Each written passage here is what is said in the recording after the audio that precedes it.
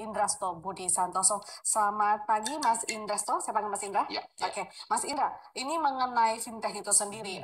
Sebenarnya dengan e-commerce perbedaannya apa dan fintech itu sendiri lebih fokus kemana sih Mas? jadi fintech itu dia melihat atau mengisi gap dari penetrasi perbankan yang cuman kurang dari 20% di Indonesia. Habis itu penetrasi teknologi, handphone, smartphone khususnya itu udah hampir 100%. Jadi di gap itu yang related dengan finansial itu banyak yang isi adalah fintech. Yang disasar itu berarti pasar yang berada di mana ini Mas? Artinya memang mereka yang tidak bisa mengakses langsung ke perbankan, misalnya langsung ke bank atau bagaimana? Tergantung fintech. Jadi fintechnya sendiri. Jadi fintech itu luas. Oke. Jadi kalau yang hubungannya sama seperti branchless banking, habis itu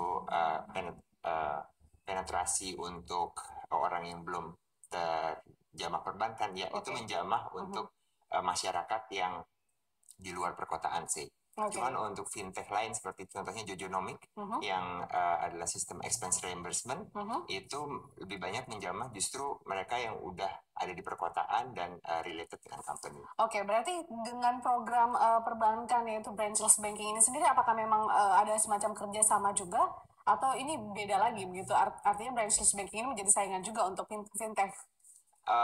Yes and no, karena sebenarnya branchless banking itu bagian dari fintech juga. Jadi ada baiknya menggait fintech gitu. Ada baiknya menggait fintech dan contohnya Jojonomic sendiri juga sekarang dalam proses untuk kerjasama dengan beberapa banking.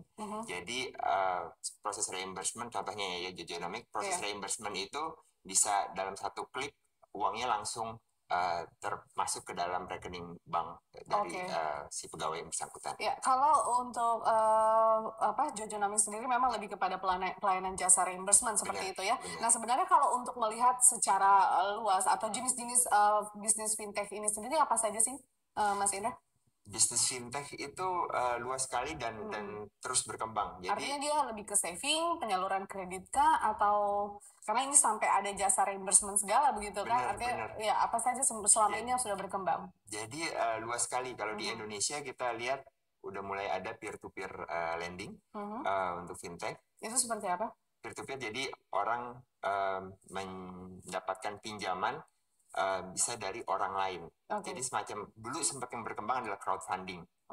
Tapi crowdfunding ini dulu kan hanya untuk perusahaan.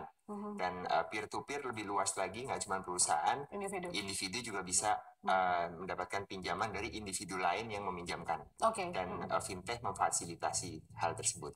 Syarat kemudian untuk menjadi pihak yang meminjam atau sumber dananya sendiri itu seperti apa? Apakah artinya dia harus saving dulu ke fintechnya, kemudian fintech nanti kalau misalnya ada yang mau mengambil kredit baru menyalurkan uangnya atau seperti apa? Mas? Selama ini yang terjadi fintech jadi perantara.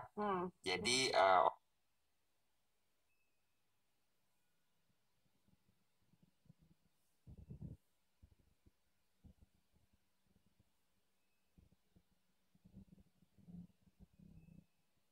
orangnya menaruh di fintech, fintechnya menyalurkan. Itu besaran bunganya apakah sama dengan perbankan juga atau tidak pakai bunga? Nggak mungkin kan? Nggak mungkin, biasanya lebih besar dari perbankan. Nah, apakah dengan penyaluran kredit melalui fintech ini? Karena kan ini artinya pengganti bank ya. Kalau di bank sendiri kan memang banyak syarat-syarat yang menjadi kualifikasi untuk orang mendapatkan kredit. Nah, apakah di fintech serumit itu juga atau justru jauh lebih mudah?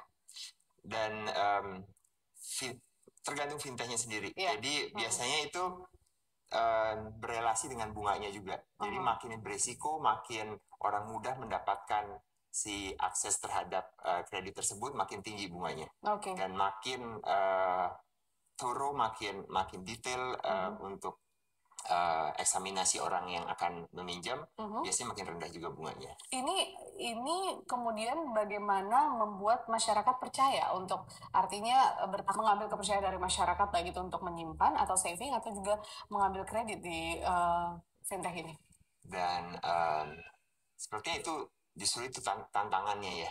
Jadi fintech ini masih sesuatu yang sangat baru di Indonesia dan tantangan industri fintech dari sisi startup in general adalah mengenalkan bahwa ada loh cara lain untuk melakukan suatu hal di luar cara-cara yang udah kita kenal selama 10, 20, 30 tahun yang lalu.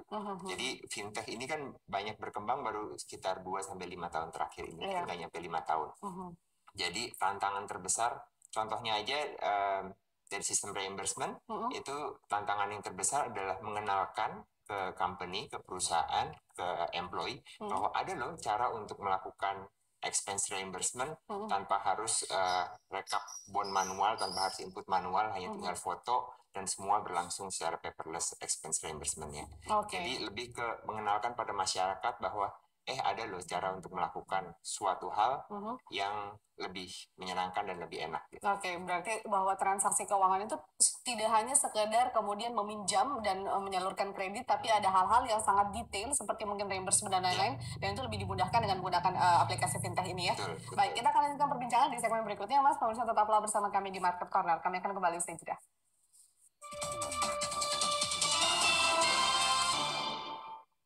Anda kembali bersama kami di Market Corner, masih bersama dengan Mas Indra. Mas Indra, kalau dari Jojonomics sendiri itu untuk pelayanan jasa reimbursement. Keuntungan yang Anda dapatkan sendiri seperti apa? Jasa reimbursement ini apakah dapat juga dari mereka yang melakukan reimburse, which is itu adalah karyawan-karyawan itu, ataukah memang langsung bekerja sama dengan perusahaannya langsung? Jadi kalau Jojonomics sistemnya lebih to be, jadi bekerja sama langsung dengan si perusahaannya. Jadi perusahaan membayar iuran ke Jojonomics, bisa bulanan, bisa tahunan. Dan itu iurannya besarannya sudah artinya statis seperti itu, ataukah tergantung juga dengan besaran reimburse-nya? Tergantung dengan jumlah pegawainya. Jadi tidak tergantung dengan jumlah reimbursement-nya. Dan keuntungannya yang tadinya si company atau si employee harus melakukan reimbursement manual, harus direkap, harus dilem, kadang-kadang di staples. Habis itu atasannya harus melakukan tanda tangan secara basah. Sekarang tidak perlu lagi. Si employee cukup foto kwitansinya. Semua approval berlangsung paperless, dan finance itu tinggal tarik report dan analisa aja. Jadi untuk keuntungannya yang jelas hemat waktu dan hemat biaya. Dan dari si employee-nya juga bisa meningkatkan engagement karena lebih happy. Sudah berapa perusahaan yang artinya sudah cukup terlibat dengan Jojonomics ini atau bekerjasama? Sekarang yang pakai Jojonomics ada 40 perusahaan. 40 perusahaan dalam 1 tahun ya? Dalam 1 tahun. Luar biasa. Nah, ke depan seperti apa Anda melihat peluang bisnis aplikasi financial ini? Karena memang ada beberapa tantangan ya Mas ya. Kalau Anda katakan tadi bahwa yang digarap itu kan masyarakat yang tidak dapat melakukan akses lebih mudah ke perbankan. Sementara kalau mereka yang edukatif cenderung ada di perkotaan, mereka sudah bisa melakukan akses dengan perbankan dengan lebih mudah gitu. Tapi kalau untuk yang di pelosok misalnya, terkadang mereka juga kurang edukatif dan lain-lain. Itu untuk membuat mereka tertarik menggunakan layanan fintech ini seperti apa? Itu harus pelan-pelan ya sepertinya. Dan tadi sekali lagi fintech ada macam-macam. Untuk fintech yang related dengan masyarakat perkotaan seperti Jojonomics relatif lebih mudah mengenalkannya. Tapi untuk fintech yang seperti tadi peer-to-peer lending yang hubungannya dengan masyarakat yang kadang-kadang nggak di perkotaan, itu emang adopsinya lebih challenging. Dan sepertinya yang dilakukan oleh banyak branchless banking sekarang itu udah menuju ke hal yang tepat. Jadi mereka benar-benar masuk lewat kayak key person dari banyak komunitas, kayak pemilik warung, kepala desa, habis itu kepala komunitas di masing-masing banyak daerah. Dan banyak emang pendekatannya harus personal dan offline untuk awalnya.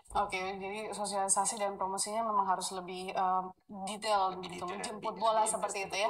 Nah, artinya kalau Anda melihat seperti itu, peluang bisnisnya apakah memang jauh lebih bagus ke depannya untuk bisnis fintech ini? Kalau saya lihat sih fintech, especially di Indonesia itu peluangnya sangat besar. Karena ya sekali lagi yang tersentuh perbankan aja baru 20%. Dan di sisi lain penetrasi hampir semua orang udah pegang handphone dan smartphone. Dan yang pegang handphone dan smartphone itu dengan seiring berkembangnya teknologi, konektivitas juga selalu makin baik. Mereka selalu pengen akses ke keuangan mereka yang lebih mudah. Dan yang sesuatu yang berhubungan dengan finansial itu harusnya tidak lagi merepotkan. Jadi saya rasa dengan konektivitas di Indonesia makin bagus, bandwidth makin tinggi, itu akan makin banyak lagi fintech-fintech yang akan tumbuh di Indonesia. Artinya tapi tetap harus selalu berinovasi ya, karena biar bagaimana perbankan juga tidak henti kemudian meningkatkan pelayanannya di bidang perbankannya itu sendiri dengan teknologi digital begitu. Benar. Baik, Mas Indra, bagi masyarakat mungkin yang melihat ini sebuah peluang yang cukup bagus begitu dan ingin meraih opportunity ini, seperti apa sih atau bagaimana cara mereka kemudian untuk memulai usaha ini? Apakah mereka juga harus melihat pasar sebenarnya lebih butuh apa sih ke layanan jasa keuangan itu, seperti mungkin Anda sendiri justru lebih menyodorkan jasa reimbursement begitu. Kalau untuk mereka yang baru memulai, baiknya seperti apa? Jadi balik lagi bahwa fintech ini sangat luas dan peluangnya sebenarnya ada banyak, tapi kuncinya orang mesti jeli untuk melihat peluang yang ada. Karena seperti tadi Mbak Vero katakan, perbankan juga mereka nggak akan menghentikan inovasi mereka untuk terus menjangkau masyarakat dengan bantuan fintech juga. Tapi untuk mereka yang baru mulai tentu tidak ingin untuk bersaingan langsung dengan raksasa-raksasa ini. Jadi kuncinya sepertinya jeli melihat peluang, dan kalau melihat peluang ya dicoba, karena kalau nggak dicoba nggak akan bisa tahu. Nah, ini sulit nggak sih sebenarnya, apalagi kan dari sistem permodalan, kalau perbankan ya mungkin mereka sudah jauh lebih siap begitu. Kalau untuk bisnis ini bagaimana? Kayak ini untuk bisnis ini ya untungnya juga dengan gelombang pemerintah menggiatkan ekonomi kreatif, dengan pemerintah menggiatkan startup, ini juga related dengan ekonomi kreatif dan pengembangan IT dan startup secara umum. Jadi kalau saya lihat dari sisi positifnya, untuk mengembangkan ini modal dan lain-lain, talent, itu kita bisa ikut kereta yang sedang berjalan cepat sekarang di industri. Jadi ikut di industri digital, industri e-commerce, industri fintech juga ikut dalam gerbong. Apa yang harus dipersiapkan ini Mas kalau misalnya memulai bisnis ini? Modal pasti ya. Modal, ya produk, ya tekad dan keyakinan bahwa ya, ini pasti akan berhasil. Ini pasti akan berhasil, benar. Baik. Ini ada satu inovasi yang menarik juga, memang di zaman digital seperti ini kita memang harus berupaya untuk memberikan pelayanan kepada masyarakat, karena masyarakat juga tidak selalu pengen jalan ke bank atau mereka ingin bertransaksi juga di luar atau berada di tempat kerja sendiri, sehingga memang ini menjadi peluang yang baik. Semoga ini menjadi kunci juga bagi teman-teman Mas Indra dan teman-teman, khususnya untuk memberikan pelayanan di luar perbankan sendiri. Terima kasih Mas Indra sudah bergabung bersama kami di Market Corner. Pemirsa, simak informasi menarik lainnya usai jeda. Tetaplah bersama kami.